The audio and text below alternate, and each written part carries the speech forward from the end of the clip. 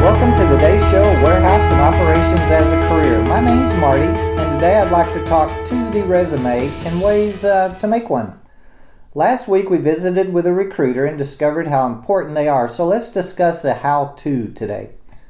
I've seen many different formats or ways to put one together, and honestly my opinion is that simple is better.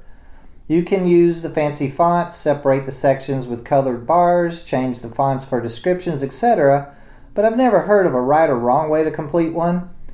Remember, as we heard last week from the recruiter, that they are looking for, or they're going to be looking at many resumes. They're looking for content, not necessarily form or fonts, at least in our profession, so I can't help but believe that simple and straightforward would be very much appreciated.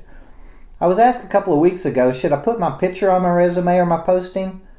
I personally don't see a need, but if you'd like, I don't see that would, hurt anything either. I'd call that just kind of a personal preference. Okay, after looking around, simply put, I found that there's really three different kinds of resumes or formats. Chronological, or starting from the earliest point, and what I'd call descriptive, or describing something, and then a combination of the two. Personally, I like the combination of both, but again, that's probably just my personal preference. There's a wealth of information online about how to write a resume. Some of it's very in-depth, and to be honest, some of it's quite time-consuming. In my opinion, what we're looking for is a 1 or 2 page document that describes us as individuals. It'll need to include our work history and as many keywords as can apply to our experiences, and of course add any tools and equipment that we've used. And I like to add what I'm doing now and what I'd like to be doing in like 2 years. I'd look online at a couple of different examples and decide what you'd like yours to look like and just kind of go from there. Even if you do not have access to Microsoft Word or any word processing program, just write it down on paper the way that you would like it to read and simply fill it in that way on the application. I've been told that many of the libraries have computers and printers for use and at a very reasonable cost or even free in most cases. And of course, maybe a friend or a relative has one that you could use. I feel it's the information and getting that information to the recruiter that's going to really be important. A printed document is of course, preferred, but hey, we're looking for work, so let's at least have something with us and on our mind, out front of our mind, so we can get it to the person that's going to be reading about us. My main advice here is to schedule enough time and without interruptions to put our resume together. Really, if it's done in less than an hour, I think that something would have to be left out, and it probably could have been written much better. Be sure to include our full name, and it's alright to add the name that you go by, but use your full name as well. If my name is William, but I go by Bill, you can add the name Bill out to the side of William, maybe in parentheses or something. Next is my address. Some people may be hesitant to put the full street address. I guess I can understand that. I feel we should at least put the street name as well as city, state, and the zip code.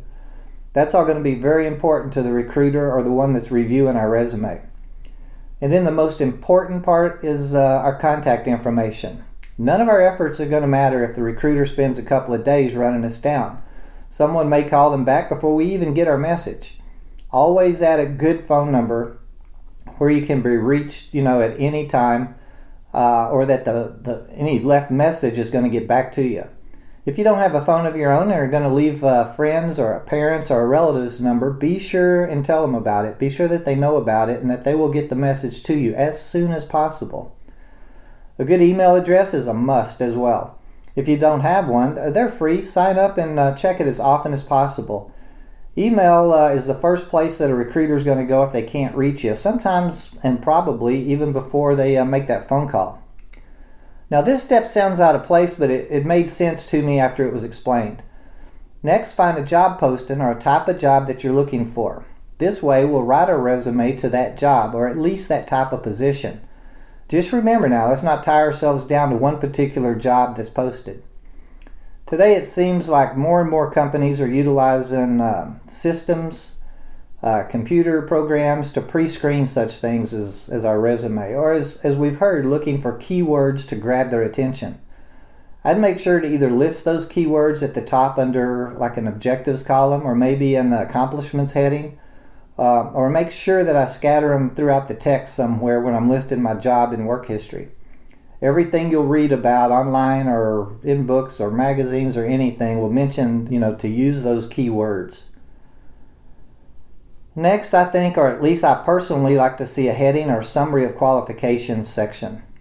Things that I'm really good at, equipment or tools that I've used, any computer programs I may have used before, things like that. Any special awards or certifications I may have achieved, that would go really well here too. These could be very company specific, somewhere where we've worked before. It may not have any real official meaning, but someone at one of our previous employers or places of employment, they gave it to us, so we ought to use it, right? Now here's where I'd start listing my job history. Be sure to include the month and year started and the month and year left, the name of the company, its address, at least the state and zip code. List a supervisor's name or the person that you're reported to. List as many as you can. If you've only had one job, that's fine, but I'd list 3, 4, 5, if I can, if I've had them. This will give you a chance to list many more duties and particular tasks that you're familiar with. It gives you much more to talk about with that recruiter or that interview person. You may be hesitant to list that many places due to only like 3 months here, 6 months there, 2 years over here. But the time that we were at each place of employment, that can be shared and talked through. I feel it's much more important to have as many duties and tasks as well as any accomplishments to discuss than worrying about why you left or why you might have changed jobs. Many times the only reason we left is just for better money or closer to home, or even maybe a conflict with someone. Talk through it with the person that's interviewing you. I just think they're going to be more interested in the skills and experiences that I picked up at each place. Next, I'd list my education. Again, put the school's name and state, any trade school or GED or equivalent. I've seen people list the years that they attended. I don't think it really matters. Some do and some don't. It may be important, I guess, to list years attended for any specialized education or trade schools, as that would be a way to show that I'm current with any specialized training and offers a place to add any additional classes to continue that skill or education. Overall, I think it's okay, but not really a necessity here. Also, this is where I'd add any community activities or hobbies that you may be was involved in at the time. I feel that's another opportunity to share more about ourselves with the person interviewing us. He or she will know more about our personality. At least you'll have the opportunity to make them learn more about me while I'm sitting there talking to them. Let's talk through Jeff's resume. Remember our character that we're going to follow through others for a few months? Remember him? I think he was introduced in our Getting Started show. Okay, let me read through his real quick. At the top, he has his name, Jeffrey Character, and he has Jeff off to the left in parentheses, and he prefers going by Jeff. Then he has his address, anywhere street, any city, any state, and then the zip code. He chooses not to supply his house numbers here, and that's really fine for right now. Then he lists his home phone number, and to the right of that, he has written cell number, and he lists it. Under that, or directly under that, he has his email, and then he lists the email address. Okay, these 4 lines are centered at the very top of the page. Now we know Jeff is looking for a general labor or utility position in warehousing and wants to learn to use the equipment to eventually obtain an order selecting position. So he should write his resume to that kind of a job or that kind of a posting. Remember now, Jeff is switching industries from restaurant help to warehousing, so he's going to really have to describe himself on paper to get noticed, to get that face-to-face interview. All right, so Jeff has a box going all the way across the page, right underneath all that, where he has listed some keywords separated by commas. He's listed energetic, motivated, self-starter, warehouse hand truck, stocking, inventory, safety, FIFO, and sanitation.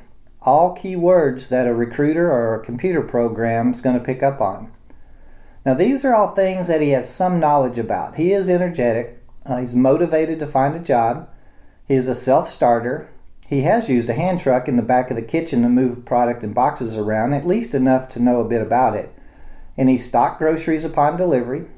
He's either kept or answered questions as to what inventory that they had, and of course every job talks safety to some degree. He knows something about first in, first out, or rotating product, and of course we all know something about sanitation. These are all keywords used in warehousing and will be recognized by a lot industrial recruiter. We haven't bent the truth at all, and we barely even stretched it. Now keep it honest though, don't embellish what you know. It's all going to come out during the interview anyway, so believe me, they're going to dig in and find out what you really know. Then just below that, Jeff has put the words accomplishments/objectives, and that's over to the left. Now some people may separate these, but Jeff's, in his case, he's put them together. He would write, as a front and back attendant in the warehouse field, I was twice awarded the Outstanding Customer Service certificate by my employer. I am proficient at receiving and stocking product upon delivery and understand waste and damages. I am a quick learner regarding product moving equipment and enjoy accomplishing any task as quickly and safely as possible. I have accomplished my goals in the warehouse industry, and I am excited to bring my experiences in service to the warehouse and distribution field. I'm looking at getting involved with a strong company such as yours, working my way up, securing a greater career in a strong environment.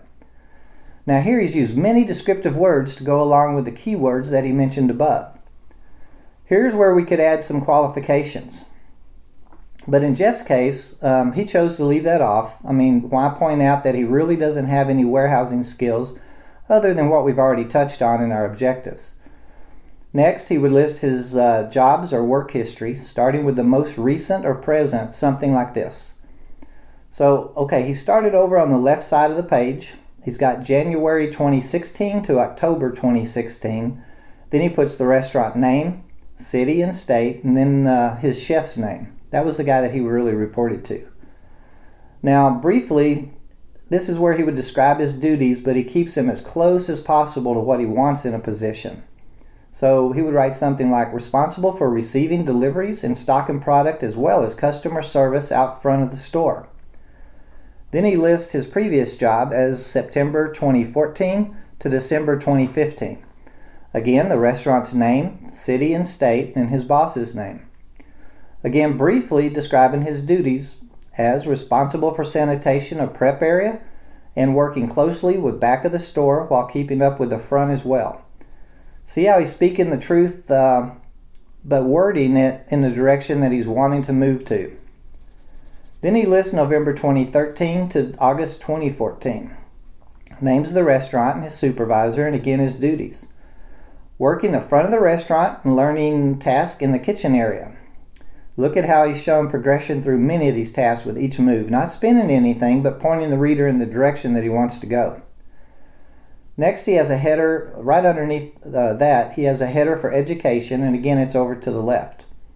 He lists the name of his high school, city, and state. Now, beside that, he wrote GED achieved.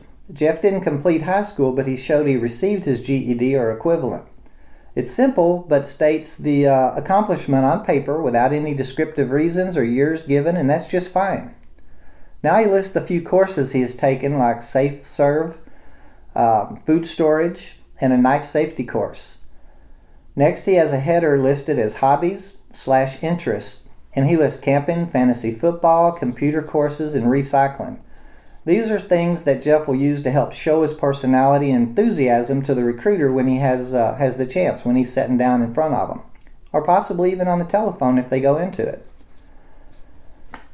Now, with our completed resume in our hand, we're ready to hit the job posting boards, Craigslist, and such for an online application, or maybe go out knocking on doors and chasing those interviews.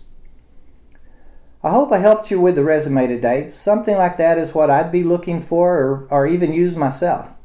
Again, there's a wealth of information online regarding resumes, so check it out. It's another important tool to land that job in warehousing and start that career.